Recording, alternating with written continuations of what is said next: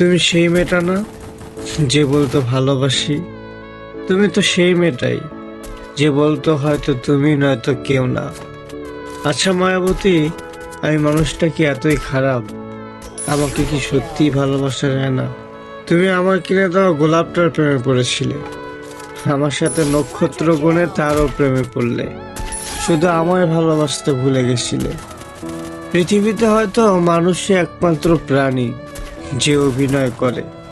ভালোবাসার কি নিদারুণ এক অভিনয় করেছিলে তুমি। তোমার অভিনয় দেখে আজ আমি জাত অভিনেতা। ভালো থাকার অভিনয় করতে করতে আমি হয়ে উঠেছি তুখোড় অভিনেতা।